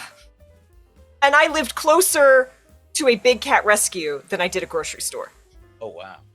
So it was wild. My mom was a flight attendant, international, so was gone for days at a time. My dad was in the Army Reserves, so it was wild. Things that I thought were very, very normal were very much not. I learned after, which is all part of the reason I can speak German, is because they were like, well, we can't leave these 2 little kids at home alone. Guess we need to hire a nanny? We could bring someone in from Germany pretty cheap. Whoa. I should also add, the reason we were in Jamaica was not just some random trip. My mom she was born in Jamaica. So she actually has family there. So we were there visiting her family. And while we were there, we swooped by the school and gave away my. That sounds like a wild childhood, that your parents were flying in a nanny from Germany to come teach you and your sibling. Well, I mean, the nanny would live with us. Right. We lived in the middle of nowhere. Originally. They flew them in, they lived with us, they took care of us, and then I was just able to absorb some German, so when I took it formally, I knew it a little better. Still not very good. Like, it didn't. Languages and I, y'all, I tried. But languages and I, it didn't. Some people have language brains, and I feel like other people just don't. And it is like deeply humiliating to me. Like me as a person, feels like a failure. That it's like, I grew up in Texas, I can't speak Spanish. I lived with Germans, I can't speak German. Look. As My someone, my school that tried to teach me Spanish was also just a little bit racist, y'all. right, Like right, more like, than just a little bit racist. Okay. You grew up in the racist part of Texas, which I understand is like all of Texas, but I was about to say, is there a non-racist part of Texas? But like the racist part of Texas, like the soundtrack of your childhood was the dueling banjos. So yeah, it makes sense that you didn't learn Spanish at the time. Like don't be ashamed about that. Yeah, there is definitely a Texas German. But yeah, like my school said, we're not going to teach you the nosotros conjugation because that's what poor people use. Yeesh. Oh boy. I rest my case. There, that totally erased the thing that I was about to say. I'm so sorry. Inspired by something that David had just said. Now it's gone. I will bring up another thing that just happened recently that is not TTRPG related, but is interesting. So have either of you heard of the series Amulet? It's a comic book series, sort of kid-oriented. Okay. It is a cool fantasy comic that started being published in 2008, I think, and only just got finished this year. And I, on a lark, decided to read it recently, and I read the whole thing, and it is really, there's not a whole lot to go into, except to say the premise is that at the beginning of the story, a young girl named Emily and her mom and dad are driving on a road. They get in a car accident. The dad tragically perishes. Emily, fast forward, grows up with her mom. She's now like a teenager. She and her mom and younger brother, Navin, are now moving away from the city to like a cabin because I guess they're still sort of recovering, even though it's been several years. Yeah, they're still sort of recovering from the trauma of the dad's passing. And so they go to this cabin that used to be owned by Emily's grandfather, maternal grandfather. And while immediately after they arrive, weird supernatural things start happening. And eventually they discover the gateway to another world, where Emily becomes the keeper of a special amulet. And there's, of course, a prophecy that needs to be fulfilled. And turns out her grandfather actually had traveled to this world numerous times and had made quite a mark on this world and was still alive all this time. And there's elves and there's animal people and there's walking houses and all sorts of wildness. The art is fantastic. The story starts out well. It does not necessarily end well. It kind of goes off the rails about halfway through the series because the writer, this is not a joke, had a bicycle accident that led to him contracting bacterial meningitis and almost dying, and that caused severe memory problems that basically prevented him from remembering his own story. And so he ended up like literally forgetting huge amounts of his own lore and plot elements. And so the last 3 books in particular are like, what is happening? Like at one point it basically turns into like Mobile Suit Gundam. Like there's space aliens and legit Gundams and like what is happening? Wow. And yeah, it turns into quite a so it very much sounds like a TTRPG. Yes. Like, yes, okay, so now we're level 15. There's aliens, Next. Yankee, mind flayers. Yeah. We're in Astral Sea. Yeah. It's Spelljammer now. Exactly. Like, yeah. Good luck. Yeah. Very, very strange. Still worth reading at least for the first like 5 volumes or so, 5 to 6 volumes. The last 3 you can read if you want to see some cool art, but do not expect the story to make a lot of sense, either emotionally or plot-wise. But it's worth.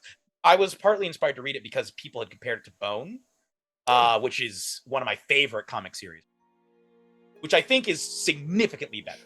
I will say, in part because Bone never goes off the rails the way that Amulet does, and also just because I think Bone is more funnier, it's sweet, it's warm, and it has, even though both of them swell to becoming pretty massive epics by the end, Bone's growth feels very natural, And like you can chart as the story starts to expand and the scope gets bigger and the stakes get higher.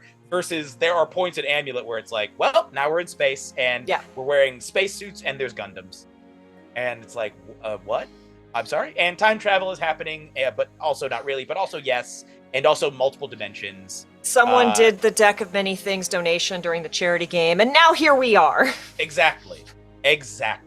Speaking of charity games, so tomorrow's Juneteenth adventure. I'm glad you picked up what I was putting down. Yeah, so tomorrow's Juneteenth adventure.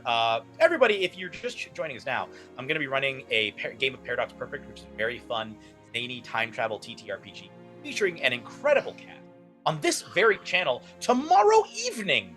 It's going to be great. You're going to get to see us create characters and the world. We get to, just a quick rundown. Essentially what happens is I will list a bunch of future templates, which are pretty recognized. They're all various science fiction tropes. So you'll have like the space opera version, so sort of like Star Wars-ish, or like a Flash Gordon-ish type world. We'll have like a 1984 type world. We'll have a Water World type of future. We'll have like a Mad Max type of future. A number of different ones. The players will choose one. We will then go through and basically do Mad Libs to create the future using the template. And then I will read the future that they have created. From that future template and the words that they have provided, they will then create their characters by using those words to give them their traits. The traits will correspond to their past, present, and future. So past is who you used to be, present is who you are now, future is who you would like to be or who you are going to be. They will each have a tragic flaw as well. The tragic flaws, they get to pick those. Those are, you just make them up. We've had, let's see, the very first one that I ever did was compulsively masturbates whenever you see the color yellow. That was my when I played back in 2011 or 2012, that was my character's tragic flaw. David's face. There was one, it was actually how many we have to pause here. How many fields of daffodils and sunflowers did you encounter? Enough to where my character was very dehydrated by the end. Looking like a desiccated husk? Looking like an extra out of The Mummy? Looking like a Scooby-Doo villain? Looking like Withers? Hey! My man's Withers. I was playing, his name was Agent Chevy Chase. I believe back then used to have special powers as well. They don't do that anymore. But my special power was Epic Pimp Slap. And there was a character whose tragic flaw was that he was ever present. Which I guess just meant he was always everywhere all the time. And he and I ended up doing battle throughout the cosmos till the end of time. Yeah, he was Dr. Manhattan. There was another character. He couldn't not watch you. Yeah. Yeah. There was another character whose tragic flaw was that he had basically the memory loss condition from Memento. So he would just always forget what was happening. And there was this weirdly poetic ending. So the premise was we had to go back in time because somebody had changed history so that JFK did not get assassinated. And it was our mission to go back in time and choose whether we wanted to ensure that JFK got assassinated or whether we wanted to go with this new future. And there was a split in the team over which side to take. But at the end of it, we caused so much chaos in Dallas that the US government became convinced that the Russians had launched a full-scale invasion of Dallas and decided to nuke the city. And so everyone else managed to zip off through time except for the memory loss guy, the Memento guy, who basically found himself sitting on, looking around, watching a nuke fall from the sky. He had the ability to go into the future if he wanted, but he didn't understand what was happening. And we were like, what do you do? And the player was like, I just sit down on the ground and think about it. And it became weirdly poetic that this guy, after going through all of this, is just like, you know what? I don't know what's coming, but I'm going to accept it. That's like a very Umbrella Academy foreshadowing. The only thing that doesn't drive with the average human experience to seeing the bright light in the sky is he didn't sit down on the ground and he immediately started shit posting on Twitter about it. Yeah, that's if the transmissions, because I just saw transmissions radioed us. If the pandemic taught us anything, it's scientists had long wondered what would humanity do if we knew? If the asteroid was coming, what would humanity do? And it's like, oh, we just shitpost. We just shitpost. We would shame that thing all the way down. Like, this is what we do. We know this now. Excellent. This is great. Yep. So that was the first time I ever played. Other classic tragic flaws. One of them was does not know that he is actually a moose. So he was a character who was secretly a moose but did not know it. There was a tragic flaw. Was it a secret to everyone? No, everybody else knew he was a moose. Right. He just didn't. It was a We all secret knew to he was a everyone moose. but him. But he was also a master of disguise. So he was a moose that would dress up in different costumes. Bullwinkle, got it. Yeah, basically. But, And that one we had to but go mooses and- are gigantic. Yes! He was a full-size moose They who were went to the Ford's Theater gigantic. and tried to ensure that Abraham Lincoln was assassinated. That was actually the plot. Is that we tried? That was the game. The plot of that game was trying to make sure that Abraham Lincoln actually got assassinated, or else time would change. In that one, it turned out that Abraham Lincoln and John Wilkes Booth were actually lovers, and John Wilkes Booth was acting out of revenge. In that Dead story. Toothbrush, thank you so much for the raid. We are deep in the tragic flaws of past Paradox Perfect games that Jeremy has played in, because tomorrow we are playing Paradox Perfect here for charity. Thank you so much for the raid and bringing your community over. Do we want to run down real quick one more? Oh, wait, we got to let David finish. I'm David glad that you did that recap, because all I would have said was giant Mises and Abraham gotta go to this play because there's gonna be a hot guy there and they're gonna make it. like that's and This maybe has like been a, a very assassination. such a ship-heavy episode. Such a ship-heavy episode. One of the most toxic ships, I think. John Wilkes Booth and Abraham definitely. Lincoln. A truly toxic It is ship. absolutely the most bonkers stream. But if you think this is bonkers, Jeremy, why don't you tell us who you're running a game for tomorrow? Yes, I will. So it's going to be me GMing. The GM in Paradox Perfect is known as the Timekeeper. So I will be your Timekeeper. But joining me will be Candace the Magnificent. In addition, we will also have Tanya DePass, Cipher of Tyr. We will have Lexi McQueen, aka Black Girl Mage. We will have Zach the Drac, and we will have Danielle Radford. It's gonna be great. It's gonna be awesome. am so excited. I cannot believe we have so many amazing people hanging out on this channel, and I hope we will all see you all tomorrow. We are raising money for Black and Pink, which is an incredible organization which works to help Black, brown, and queer people who have been incarcerated, because all those people are incarcerated at higher rates. It helps them exactly what they need. They also work to abolish or reform the prison systems, because let's be fair, for-profit prisons, not good. They not good. We don't like those.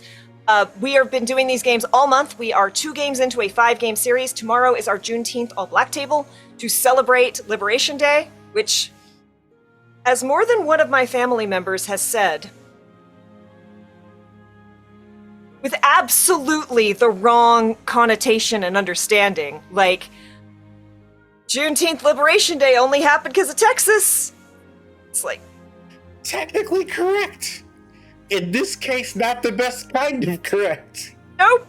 And it's like, but it's a black woman from Galveston is the one who made Juneteenth be the thing celebrated. It's like, yes, because Do they not know what side Texas was on in the war? Because I know. Yep. I am aware. Yep. Mm-hmm. But if you come back on Thursday, we're doing another game where Candace the Magnificent is running a table of When you Monster come Hearts. back, You come back. your Please attendance come back. is mandatory. We'll be doing an awesome table full of Monster Hearts, and if you thought this episode was horny, y'all, there's a bunch of monster lovers at that table, and it's going to be a good time. And they are teenagers at a camp. And Wild. our final table, I won't go into it all, but our final table will be the last Thursday in June the 27th. And it is going to be Guys and Chairs, created by Super Dylan. And Robin, the GM of the Atomless, will be running Super Dylan, Candace the Magnificent, Jen, and Candace, help me. Who else? I'm missing a person, and I feel bad, and I can't remember right now. I Yes. don't remember because we've had like 57 people scheduled at our tables on this So channel many. this month. Yes. And I'm already bad with names. Oh, Dare. Dare! Thank you, Dare! Good old Dare Hickman. It's Dare. She's great. That'd be great. Do. Okay. Side note. And Q. Dare You may and have Q. you may have also heard this story, but I'm pretty sure the original lyrics of that song are "It's There," and that is a song about masturbation.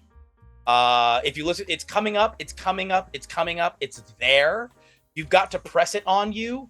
You just keep thinking that's what you do, baby. Hold it down there. You know what I mean? It's just that the guy never did no harm. It's one of there. my favorite Gorillaz songs. And It's just because he's Mancunian. It was just groovy. But today, my innocence has been shattered. I'm pretty sure that's yeah. Because he's the guy on the guest on that song is Mancunian. He has a really really thick Manchester accent. Yep. And so he comes out as "It's there," but I'm pretty sure he's talking about like masturbation. Like I the have so lyrics much to Google sound after like this. This is the single horniest episode of the talk show we've ever had, and I Ever. regret nothing. Ever. Like, and of course it's on my birthday. Like, I am so happy. This could not have been better. Yeah. Okay, but anyway, Also- there was another thing that I wanted to say, which two things. First things first. I want to shout out Candace the Magnificent for wrangling the cast for the Juneteenth game. As I understand it, they've been wrangling the cast for like pretty much all these events. Yep. Candace did this organization. Candace was like, I want to take over your channel. Will you let me do the things? And we're like, Candace, you are magnificent. It is yours. How can we be of assistance? And they were mostly like, just get out of my way, which we were very happy to. There was also like the like 2-hour long voice message in Discord that Candace left for me specifically that was just yelling obscenities at me. And I treasure it. It is my favorite piece of media all year. Continue. The second thing I was going to mention was a fascinating. You mentioned, I guess it's an interesting thing. It's a little piece of American history that I think is worth mentioning because even as important and as landmark an event as the passing of the 13th Amendment, there's a really really fascinating video by Knowing Better that basically asks the question. It's on YouTube. Knowing Better is the name of the YouTube.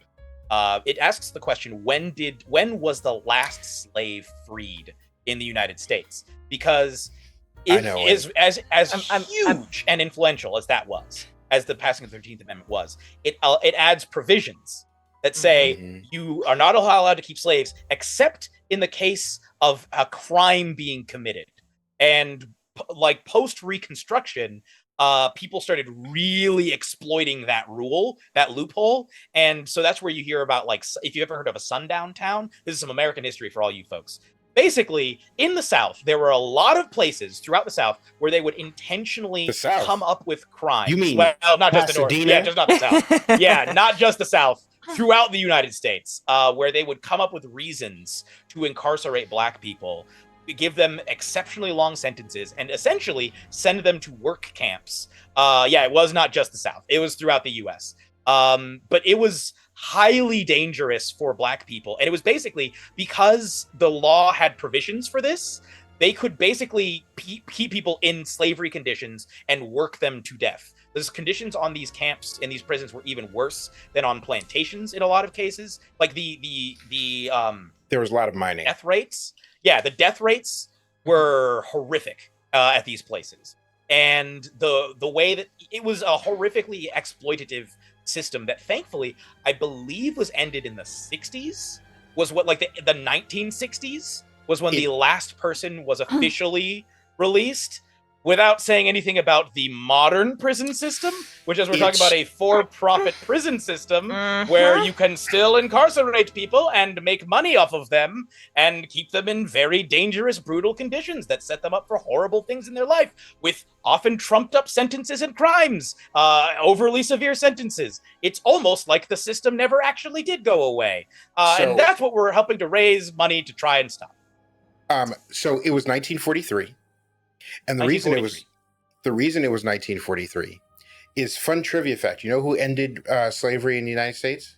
The Japanese. Because they were dropping leaflets on black soldiers that said, why would you fight for this country when you are still slaves? And so the US government cracked down on the practice in 1943 and not only demanded that it be stopped, but that all of them be released, because if they didn't, they were going to have an uprising of like weapons trained black soldiers who realized this was going on. But yeah, the last slave was released in 1943 in the United States, and it's because of the Japanese. Which is funny because that's like after or during the internment in California. I think during. But fun fact, my dad was alive in 1943. My dad was past his diapers when the last slave. My father was alive when the last slave was released in the United States. And so, like, when people are like, it happened a long time ago. For one, these motherfuckers out here talking to me about their heritage. They're talking to me about what their grandfather did. They're talking about what happened with the Vikings, 8,000 years ago or whenever that happened, because I am not a Viking expert. All I know is they had boats. It's about 1,000 years ago. They didn't have the horns on the things. A little over 1,000 years ago. Mm-hmm. Mm-hmm. But when I'm like, hey, slavery, Jim Crow, all these systems designed bad, they're like, oh, it was a long time ago. Don't worry. Why you always bringing up the past?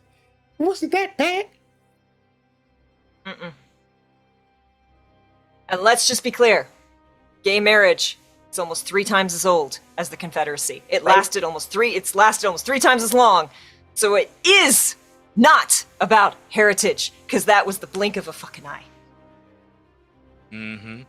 There's a really, if y'all want to find out more, speaking of YouTubers, there's a really good YouTube channel that I called Atun Shea Films that has a whole series called Checkmate Lincolnites.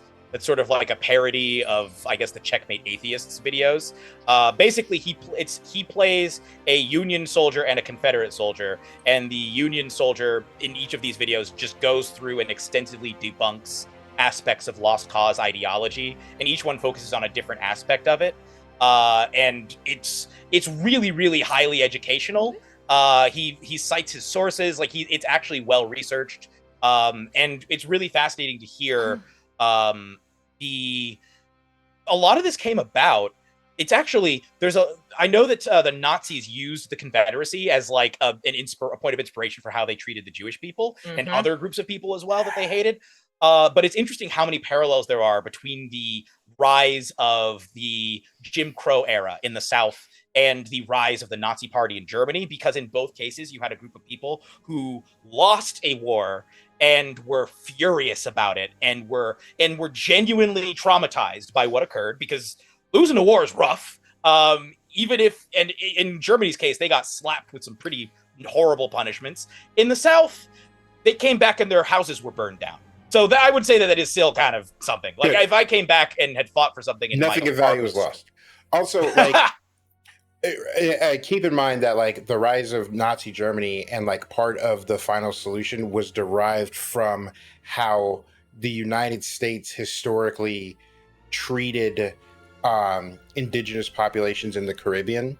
Like the idea of concentration camps comes from U.S. policy. So like it wasn't the Confederates that had the concentration camps.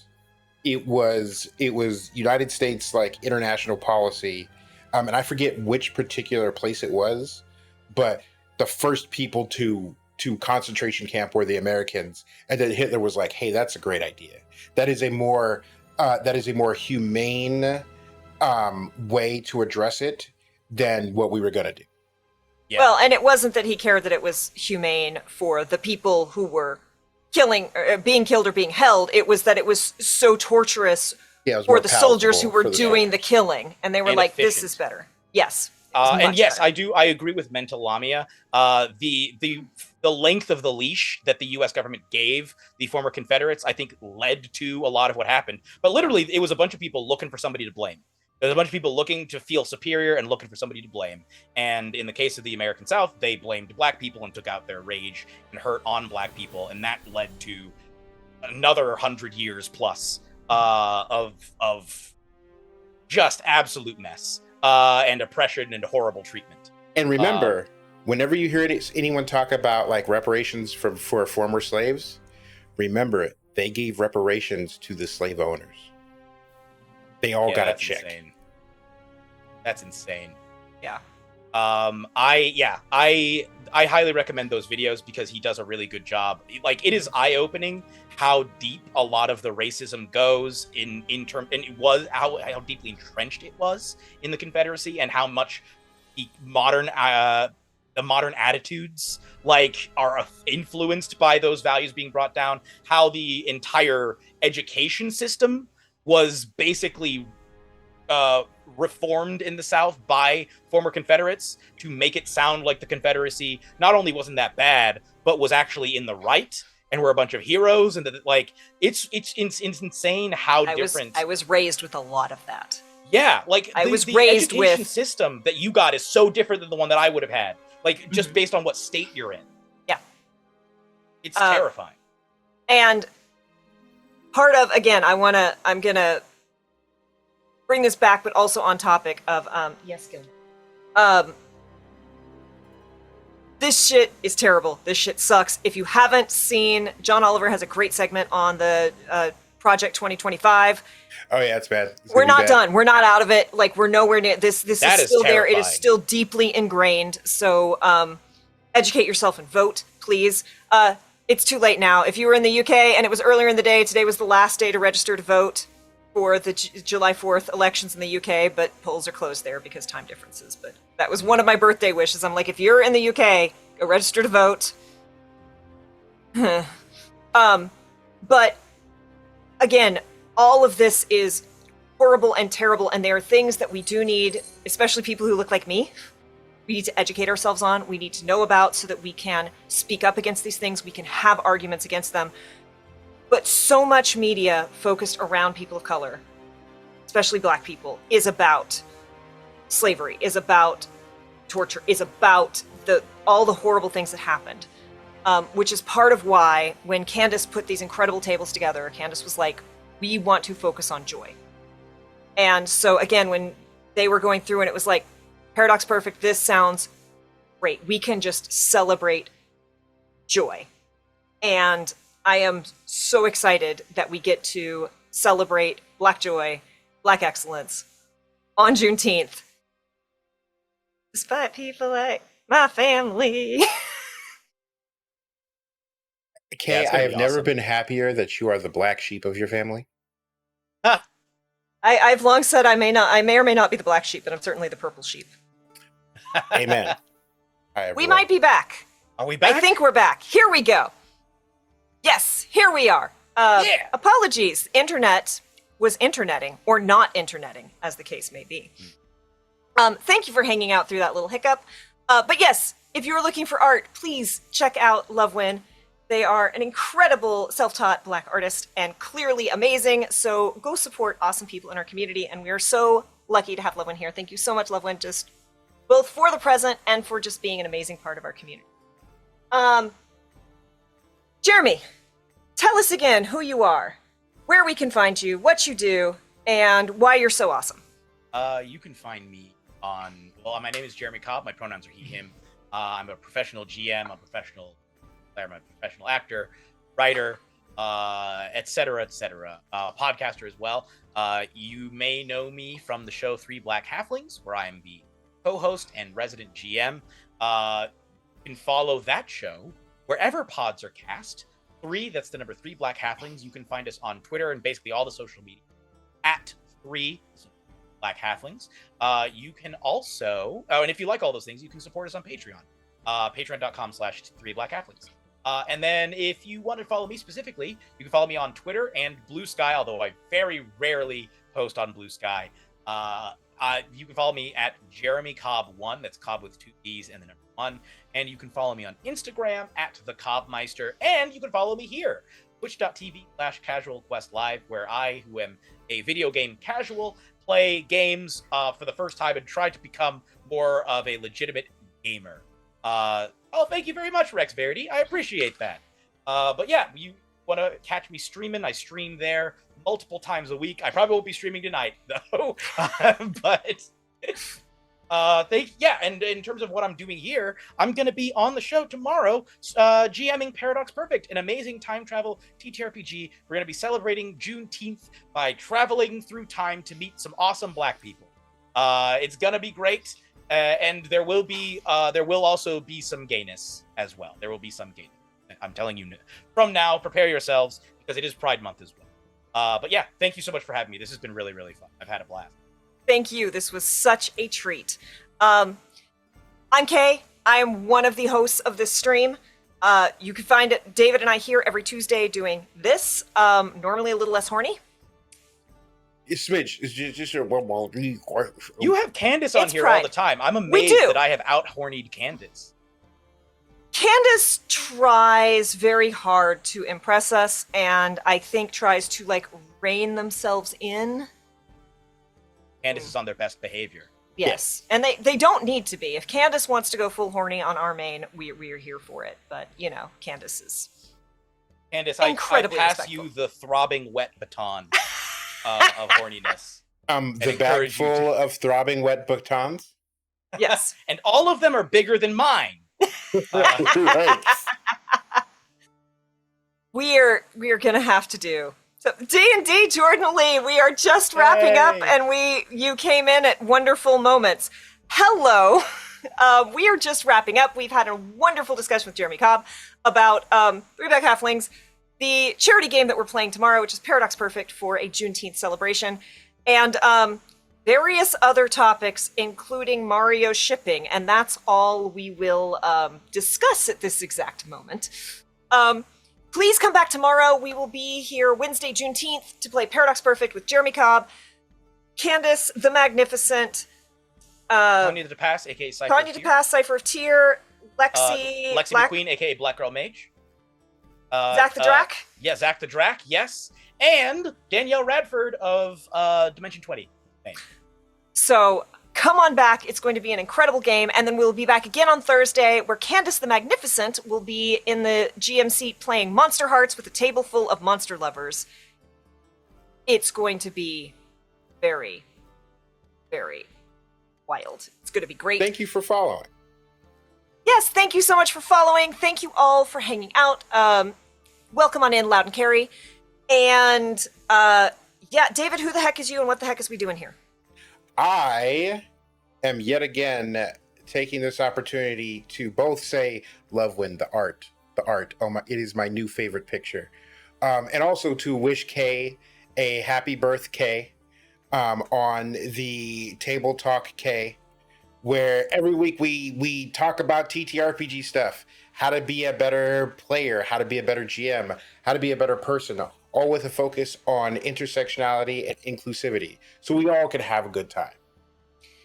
And yes, thank you all. We will be here through the end of this month doing charity games every Wednesday, every Thursday, bonus this Wednesday. Jeremy, thank you so much for hanging out with us. Don't forget, check out our Tiltify. If you can amplify our campaign, we would really appreciate it. We have raised over $1,500 for Black and Pink. That is 3 times our goal, and we are not even halfway through. Hold on, where's the link for the Tiltify? I think it's donate. I think I got it. Yes, happy birthday. That is. Yes, it is. Okay, good. Okay, brilliant. Thank you all again. Be kind to yourself, be excellent to others, and we will see you next time.